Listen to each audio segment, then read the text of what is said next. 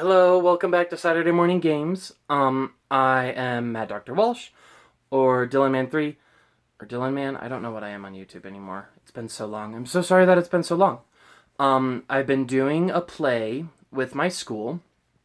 We did Comedy of Errors, and we just had our show last night.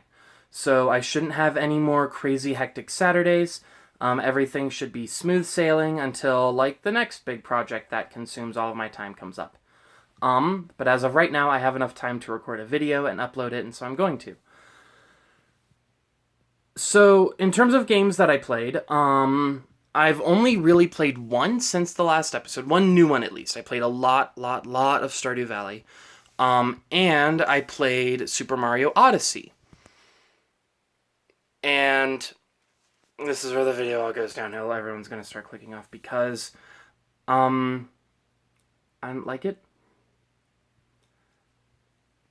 And I feel that a lot of that is, I actually don't know. I'm honestly not. Well, no, I'm not. I'm trying to figure it out. So maybe here we're going to work through some things and figure out what's up with Super Mario Odyssey. And please, like, if you want to leave opinions, please, oh my gosh, in the comments. And I know that it's this beloved game, right? Like, there are a bunch of online gamers who I follow, who adore this game. And rightly so, right? Like, it's beautiful. I can definitely, like, see the appeal. It's gorgeous. It's great. The movement is fluid. It's in terms of good things, it's a game that's hard to put down. Like, once you start going, like, there's a flow to it that, is just easy to follow and go and just keep on going. And it's very easy to be like, oh, just one more moon. And I feel like that's just inherent in the structure. Everyone at this point knows that the structure of Super Mario Odyssey is very different from Galaxy and Sunshine. And even it's fairly, from what I can tell, it's fairly different from 64. I've not played 64. I have played Sunshine and Galaxy. Sunshine is my favorite. Solely because I was very little when I played it. It was like one of the first, like, good video games, I guess, that I had. That wasn't like a weird new experiment. That was like an iteration on, something, and it's Sunshine. It had so many glitches. But my little kid brain didn't register them, so like all the other nice things just felt like nice Mario polish, right?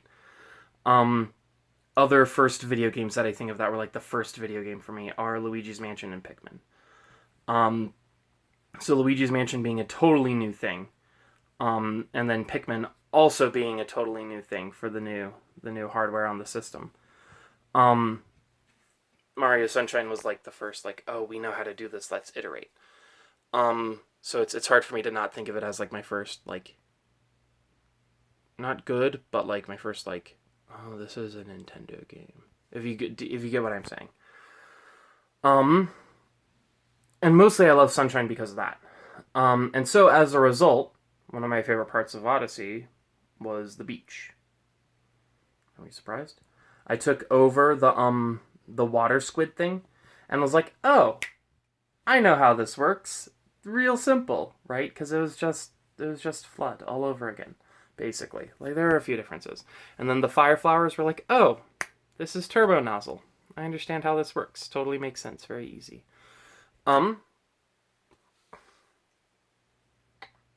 However, I don't think that was the best part of the game. I feel there was one part of the game that I loved. And you guys already know which part it is, because it's the best part of the game. Now, there are people who may say that the very ending of the game was their favorite part, and that's true. That's fair. That was a very good part. It was fun. You could do the thing. And the thing is very new and interesting and fun. But, like, the best part of the game is the festival in New Donk City, with the song playing and you're going through the classic Mario. And it's mind-boggling to me that the best part of the brand new 3D Mario game is just a fun song while you're playing a 2D Mario game. That's bonkers to me. Like, it's so... and it's good! Like, I'm not sitting here being like, oh my gosh, it's so... No, it's wonderful. Like, go and play it because it's so good. It's such a fun moment in gaming. And it's not... like, the only thing that's retro about it is the gameplay. Right? The song... like, there is a part of me that wants to, like... that wishes that I had the music theory knowledge, that I could go and look at the song and see if it's like... the original Donkey Kong music or something. Like, is there any form of nostalgia in Jump Up Superstar? And, like, how absolutely bonkers, right? They introduce Pauline, and she's only in the one city, right? Like, I mean, she shows up in the moon later, but she's only in New Donk City. Like, there are a bunch of other kingdoms that you spend just as much time in, but, like, it's not like Rosalina, right? Where you see Rosalina all throughout the game. You know, and it's not like Peach, where, like, Peach is the goal. She's just this character who's there. And she's cool. She's only in one kingdom. She does a costume change, starts singing a song, you play 2D, and it's amazing! It's so... like, it baffles me. And it's one of those things where it's like, if I were to design a part of a game that felt like that, like, I would definitely be like, no, there has to be a whole game around this, because, like, people need to experience it, and I'm going to make a whole game around this. My favorite kingdom was the Forest Kingdom. New Donk City is the best, though. Like, my favorite in terms of, like, aesthetic and how it looked, was the Forest. But in terms of actually playing, it's New Donk City. Like, there's not a moment where you're standing around, like, what can I do? Like, it's like, oh, I can hit the crosswalk sign, and that's a item block. I can throw my hat at the peg that's right next to it and flick myself forward, and now I can go and I can wall jump down the alley that I ended up right next to. And now I'm on top of the buildings. Like, there's... the stuff to interact with is so plentiful. That, like, the movement with the system that they made just feels the most natural in New Donk City. It really is the best for what they designed. And it's so good. The thing that I wasn't crazy about it was just the format. It felt like a series of mini games up until the boss fights, and then the boss fights happened. You go around, you do the thing, you figure out the puzzle, you solve the thing, and then you go and you're done. And since it doesn't take you out of the level, it didn't feel like I had accomplished anything big. Almost ever. It just felt like I just did stuff. All right, now I'm done doing stuff.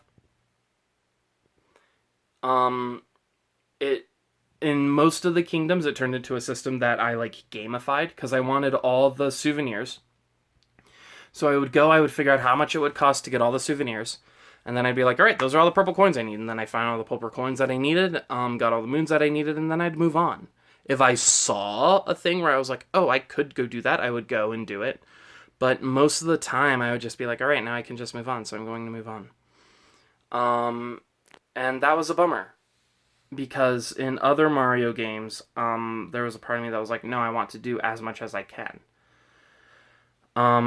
And here, I just didn't quite have that incentive. It was weird. Great game, great part of a game. I wasn't super crazy about it. Very interesting thing to figure out about myself. Thank you so much for tuning in. Right now I'm playing Metroid Zero Mission, so that's probably the game that I'm going to talk about next week. I'm not sure how far into it I am, but I know that it's fairly short.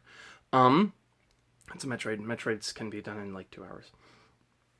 It'll take me a little bit more than that, though. But I should be able to talk about it next week. So look forward to that. I hope that you have a wonderful Saturday, and I will talk to you next week. Bye!